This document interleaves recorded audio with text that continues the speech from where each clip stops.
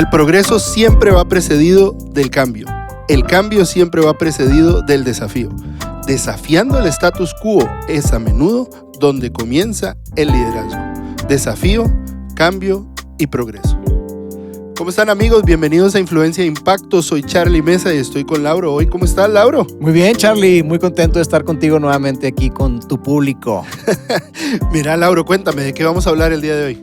Pues mira, precisamente en el libro de Leadership Challenge, el desafío del liderazgo, hay una frase que capturó mi atención. Que dice esto: los líderes deben de desafiar el proceso precisamente porque cualquier sistema va a intentar mantener el status quo y prevenir el cambio. Entonces, esta idea de que cualquier sistema, ya sea un muy buen sistema que esté implementado o uno que se da en forma orgánica, porque lo hemos dicho aquí, todos tenemos sistemas. Claro. Esos son sistemas que al final del día son restrictivos y eso es muy importante. O sea, van a buscar prevenir el cambio. Claro. Porque nos habla de que el cambio no es natural. El cambio es contracultura. Nos sentimos cómodos con lo conocido, con lo que sabemos. Entonces el cambio, o para cambiar, requiere arriesgarse. De hecho, hay una frase que habla acerca de la importancia del cambio. Dice, hay que renovarse o morir.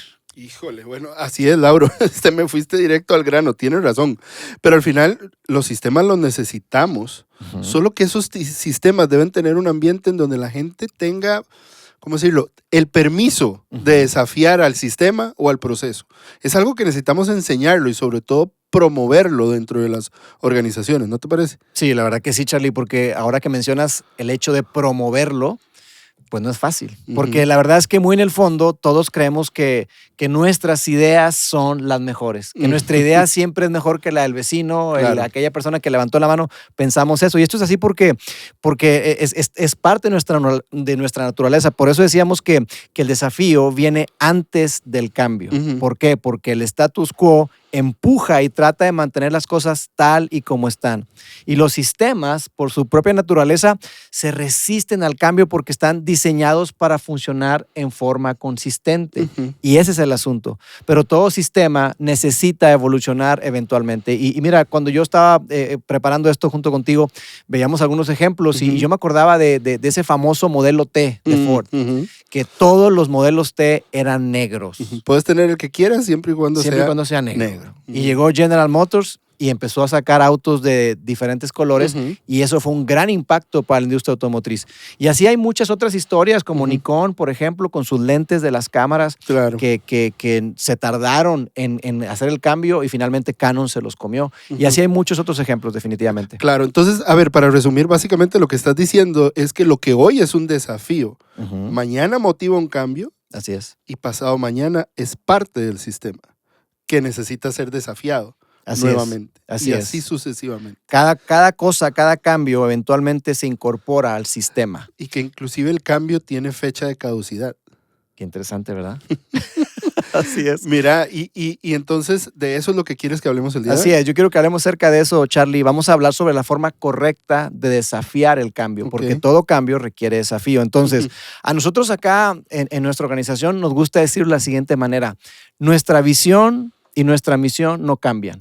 Pero nuestro enfoque o la manera en que hacemos las cosas, eso puede ser algo temporal, puede cambiar. Nuestra programación de un servicio de domingo, por ejemplo, eso es temporal. Nuestro enfoque, la forma en la que hacemos las cosas, eso puede ser cambiado, puede ser desafiado. Ya, muy interesante. Y al final, el día de hoy lo que queremos es hablar de 3 cosas que podemos hacer para desafiar el cambio correctamente. ¿Verdad? Así es. Y la número 1, y en realidad vamos a mencionar 4, va a haber una extra que vamos a ver al final. La número 1 dice, Lauro, fan, entusiasta en público, pero un crítico honesto en privado. Así es. ¿Cómo así? Mira, creo que todo líder debe tener la capacidad de comprender, de explicar y defender la visión, modelo o lo que está haciendo. Claro. Entonces, cuando hacemos algo, decimos, o tenemos un sistema implementado, decimos públicamente, soy un fanático de nuestra programación, de nuestro modelo de iglesia, de todo lo que hacemos, somos fanáticos y lo defendemos y nos sentimos orgullosos de la forma en la que hacemos las cosas, pero todo el tiempo también estamos evaluando, estamos con ese crítico interno donde evaluamos absolutamente todo y vemos qué podemos mejorar. Y sabemos que esto con el tiempo vamos a evaluar y de acuerdo a la evaluación, a lo que saquemos, podemos incorporar diferentes cosas que, como tú decías, se convierten parte del sistema. Pero confundir estas dos cosas es problemático para cualquier organización. O sea, hay que tener la capacidad para decir, celebro y soy un fan en público, pero por otro lado, no me voy a dormir en mis laureles, sino voy a tener la capacidad para evaluarme y voy a ser crítico, brutalmente honesto con lo que está pasando en la organización. Poder diferenciar en qué momento soy fanático y en qué momento soy crítico. Así es. ¿En cuál foro? ¿En cuál lugar? ¿En qué lugar? Exactamente, porque eso es muy importante, porque todo el tiempo los líderes estamos derramando visión. Y si tú no tienes la capacidad para distinguir cuál es el mejor foro, el mejor lugar para abordar cierto tema, eso se va a cascadear y va a impactar todo. Me encanta, me encanta. Laura, el consejo número 2 dice, para desafiar el proceso es que no te tomes personal el desafío. Qué importante eso, ¿no? Importante y difícil. Es muy difícil, Charlie, porque como decíamos, pensamos que nuestras ideas siempre son las mejores y la verdad es que para ambos lados, para el que desafía, como para la persona que está siendo desafiado, porque el desafío no es algo personal.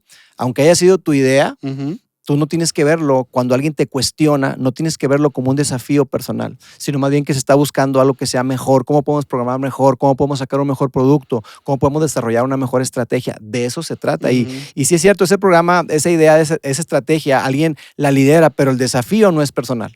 Es natural querer ponerte a la defensiva. Cuando alguien cuestiona, no sé, tú, cuál sea tu caso, pero yo he tenido que crecer en esa inteligencia emocional porque cuando alguien me lleva a la contraria, como que, espérame tantito. Pero tengo que aprender, y he tenido que aprender a, sabes que no lo hagas personal. Esto no se trata de ti. De hecho, cuando nosotros vamos con organizaciones y les damos consultoría y todo, decimos, ponemos reglas de enganche de los conflictos y decimos, hazlo del problema, no de la persona. Recuerda, se trata del problema, no de la persona, porque naturalmente, cuando hay alguna situación, cuando alguien se opone, cuando alguien piensa diferente a ti, naturalmente lo tomamos personal. Pero todos pensamos muy en el fondo, si tan solo me hicieran caso, si tan solo me escucharan, todo estaría mejor. Nadie se atreve a decirlo en voz alta, pero la verdad es que lo pensamos. Sí. Y la verdad es que olvidamos el ciclo del cambio, lo que tú decías, desafío, cambio, progreso, desafío, cambio, progreso. Lo que hoy desafía el proceso, mañana se va a volver parte del status quo y debe ser desafiado nuevamente. Si queremos crecer, tiene que ser desafiado. Nosotros tenemos haciendo iglesia con este modelo, pues ya más de 15 años haciendo, 18 años haciéndolo, y en Monterrey tenemos 10. Y durante el tiempo hay cosas que se van incorporando que ya las vemos normales, se forman parte de lo que hacemos naturalmente y hemos tenido que detenernos a cuestionar por qué hacemos lo que hacemos. Habrá una manera de hacerlo diferente y lo hemos hablado acá también. Cuando llega alguien con ojos frescos, alguien de afuera, incluso ustedes cuando llegaron acá de Costa Rica, traían esa mirada, esos ojos frescos y empezaba, Lauro, ¿por qué el campamento así? ¿Por qué esto así? Y la respuesta que yo te decía casi era porque así lo hemos hecho siempre. Porque se volvió parte del sistema y la organización. Sí, no, entonces al final todo lo que es novedoso algún día se vuelve viejo al día siguiente. Así es. Y hace un rato te comentaba esto, o sea, me recuerdo un comediante que escuchaba hace poco que le decía a su audiencia, griten todos los que sean mayores de 30 años. Y un grupo de gente gritaba en ese momento y se les queda viendo y nada más les hace la pregunta y les dice, ¿recuerdan cuando ustedes eran el futuro de la humanidad? Y se queda en silencio. Pues ya no. No, hace años que eso quedó atrás. ¿Verdad que sí? Ahora bien, la recomendación número 3, Lauro, dice, desarrolla tu proceso para el desafío sin desafiar la autoridad. Híjole, esto es tan importante. Por eso decimos, yo creo que es un arte. Porque como es algo que, como veníamos diciendo, es algo que consideramos tan personal, y que involucra las relaciones, el buen timing y el buen approach va a ser la diferencia. La manera en que lo abordemos y el tiempo adecuado, como tú lo decías hace rato, el foro correcto va a ser la diferencia. Y es que al final yo lo dividiría en dos. O sea, el número 2 es no te lo tomes personal. Correcto. ¿Verdad? Pero el número 3 también, no lo hagas personal. ¿Verdad? Cuando vayas a desafiar, no lo hagas de la persona. Así es. Estás desafiando una idea. Una idea, una situación, una estrategia. No estás desafiando a la persona. Correcto. Entonces hay que tener cuidado con eso porque, y de hecho hablábamos como este punto lo pudiéramos dividir en dos, Charlie. La primera es cuando una instrucción es dada, Ujú. se sigue y después se evalúa. Tú tienes que dar la instrucción, esperar que eso se lleve a cabo, pero claro, después tienes que evaluarlo, tienes que dar feedback, tienes que darle retroalimentación Ujú. para poder que haya mejora, para poder que se pueda evaluar de otra manera cómo vas a hacerlo, ¿no? Correcto. Y por otro lado, nunca hay que verbalizar la frustración en público Ujú. frente al resto del equipo. Solo si el líder lo pide, entonces sí. Y fíjate que esto es tan importante porque la credibilidad del líder está en juego Ujú. cuando hacemos eso. Claro. Entonces tenemos que tener mucho, mucho cuidado. Sí podemos estar frustrados, podemos estar con una sensación de que las cosas no están caminando o no son como yo quiero, pero tenemos que tener mucho cuidado cómo hacerlo, porque hay una frase que me gusta, dice, la lealtad en público crea influencia en privado. Y es que eso era lo que te iba a decir. O sea, puede estar la credibilidad del líder en juego, pero está tu influencia en privado también en juego, Así es. ¿verdad? Porque nada ganas tú verbalizando una frustración en público y después buscar dar feedback. Correcto. Pues la puerta va a estar cerrada. Así es, así ¿verdad? es. Ahora bien, la última sugerencia, Laura, la número 4, la Ajá. extra, como te decía. Ujú. Asegúrate de crear oportunidades y un ambiente propicio para que quienes te reportan a ti puedan desafiar el proceso. Qué importante. Y para mí es como la cereza al final de todo esto, ¿verdad? Sí. ¿Cómo te aseguras de crear oportunidades y ambiente para que tu equipo sienta la libertad de desafiar el proceso? Yo creo que, Charlie, esto que estás diciendo es súper importante, es enorme. Si yo y esto es muy importante, si yo intencionalmente creo estos espacios o creo el ambiente para que mi gente entienda que tiene permiso y que si lo hacemos de una manera correcta, todos nos vamos a beneficiar, eso va a crear un círculo virtuoso. Ujú. Porque en muchas ocasiones hay ambientes de trabajo, lugares donde la gente no se siente con la confianza para desafiar, para cuestionar. Y como lo hemos hablado acá con Patrick Lencioni, cómo habla acerca de que la base es la confianza para poder entonces generar un conflicto productivo, Ujú. que haya esas diferencias de opiniones. Pero la idea aquí es, si no hay apertura de ambos lados, siempre perderemos, siempre. En una organización saludable hay un flujo libre de información. Ujú. O sea, y no depende de un organigrama, las ideas fluyen por donde sea que se encuentren menos resistencia. Nosotros hemos trabajado para eso, tenemos una oportunidad, y lo hemos hablado, para que la información esté cascadeando, llegando en tiempo y forma a las personas, pero algo que nos hemos esforzado mucho es por decir a la gente que puede hablar, puede levantar, puede desafiar, no porque sea Roberto, o porque sea yo, o quien sea, algún pastor de campus o líder, no. Quien quiera que sea, puede levantar la mano y decir, oye, yo pienso diferente. Y eso nos da crecimiento. Buenísimo, Lauro.